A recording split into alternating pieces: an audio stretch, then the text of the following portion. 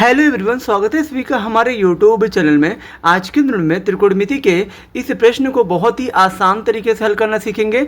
अगर आपको त्रिकोणमिति के प्रश्न हल करने नहीं आता है तो ये वीडियो आपके लिए बहुत ही ज़्यादा महत्वपूर्ण होने वाली है, क्योंकि आज की इस वीडियो में मैं आपको बहुत ही आसान तरीके से त्रिकोणमिति के इस तरह के प्रश्नों को हल करना सिखाऊंगा। बशर्ते आप सभी वीडियो के अंत तक जरूर बने रहिएगा, मैं इस बात की 100% गारंटी देता हूँ। ठीक है, तो यहाँ देखिए, जैसे कि आप सभी जानते होंगे कि त्रिकोणमिति है क्या। त्रिकोण का मतलब क्या होता है? त्रिकोण का मतलब होता है जिसमें तीन भुजा हो, यानी कि त्रिकोण का मतलब होता है तीन, और मिति का मतलब होता है माप, यानी कि जिस भी जो है आकृति में यानी कि तीन भुजा और जो तीन माप हो। जैसे कि तीन भुजा में देखिए यहाँ पे एक ये हो गया, ठीक है, एक ये हो गया और एक ये हो गया। ठीक है, त्रिकोणमिति में हम लोग जो है समकोण त्रिभुज पर ही सवालों को हल करते हैं। ठीक है, यानी कि समकोण त्रिभुज को लेकर त्रिकोणमिति में सवालों को हल किया जाता है। ठीक है, और जो समकोण त्रिभुज में क्यों? क्योंकि यहाँ पे त्रिकोणमिति जो है ये जो है पाइथागोरस प्रमेय को फॉलो करता है। मतलब ये जो पाइथागोरस प्रमेय का अनुसरण करता है। और जो है आप सभी जानते होंगे कि पाइथागोरस जो प्रमेय होता है वो जो है 90 अंश के त्रिभुज पे काम करता है, यानी कि समकोण त्रिभुज पे काम करता है। ठीक है, तो यहाँ देखिए, जैसे कि आपका प्रश्न में दिया है साइन थीटा। ठीक है, साइन थीटा बराबर दे दिया 1 में कड़ी में 2। ठीक है, और क्या बोला? शेष 5 त्रिकोणमितीय अनुपात ज्ञात कीजिए। यहाँ देखिए, सबसे पहले तो आपको ये जानना चाहिए कि कुल कितने त्रिकोणमितीय अनुपात होते हैं। तो फिर आपको मैं बता देना चाहता हूँ कि जो है कुल आपका जो है 6 त्रिकोणमितीय अनुपात होते हैं। कितने होते हैं? 6 होते हैं। ठीक है, 6 में कौन कौन होते हैं? पहला आपका साइन थीटा होता है, दूसरा आपका कॉस थीटा होता है, तीसरा आपका जो है टेन थीटा होता है। ठीक है, तीसरा आपका टेन थीटा होता है, चौथा आपका जो होता है वो आपका सेक थीटा होता है, और यहाँ पे पांचवा आपका कोसेक होता है। ठीक है, और जो छठवां आपका होता है यहाँ पे कॉट थीटा होता है। क्या होता है?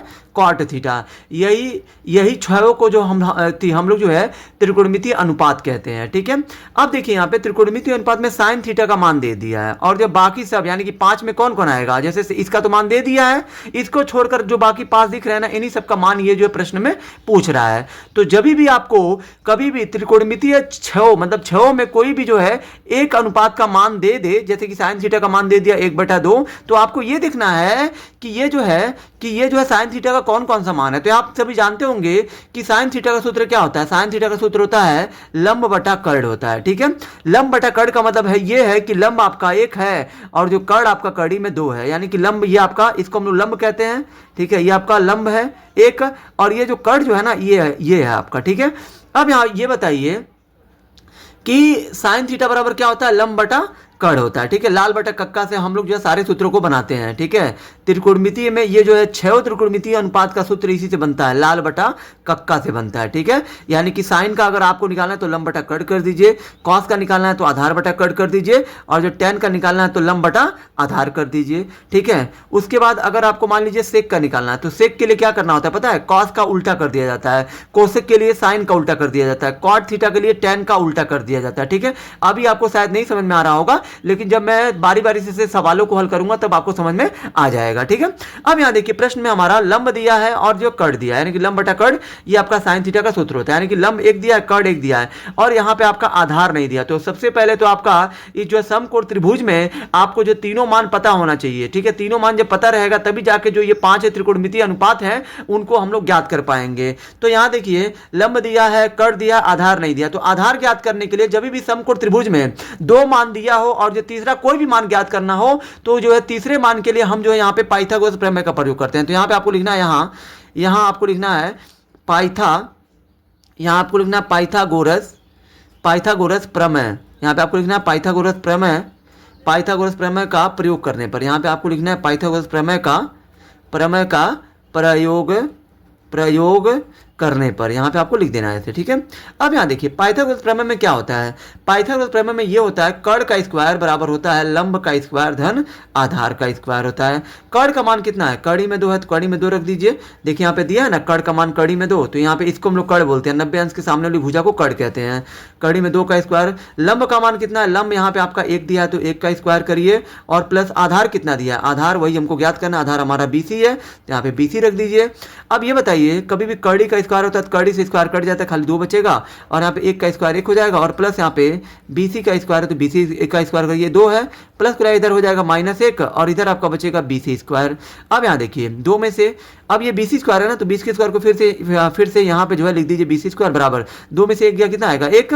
हमें चाहिए किसका मान, हमें चाहिए सिर्फ आधार यानी कि BC का मान चाहिए, लेकिन BC पे स्क्वायर है, स्क्वायर को जब 75 करते हैं मतलब 1 के पास भेजेंगे तो स्क्वायर जब 75 होता है तो कड़ी बन जाता है और ये 1 जो है कड़ी में आ जाएगा और ये 1 का वर्गमूल आप सभी जानते होंगे कि 1 आएगा, यानी कि यहाँ पे आधार हमें कितना मिल गया 1 मिल गया। ठीक है, अब यहाँ पे हम लोग जो है उन सभी मानों को ज्ञात कर सकते हैं जो हमसे पूछ रहा है। ठीक है, हमें जो है पांचों त्रिकोणमितीय अनुपात का मान पूछ रहा है, तो पहला में हमारा हो जाएगा cos थीटा, क्योंकि साइन का मान तो दिया ही है, इसका मान हमें cos का मान चाहिए। तो cos थीटा बराबर क्या होता है, अभी मैंने जस्ट आपको बताया कि साइन थीटा के लिए लंब बटा कड़ होता है, तो cos के लिए आधार बटा कड़ होता है, तो यहाँ पे आधार बटा में कड़ कर दीजिए बराबर। अब यहाँ देखिए हो गया ना, आधार का मान कितना आया 1 आया है, कड़ का मान कितना है कड़ी में 2 हो गया।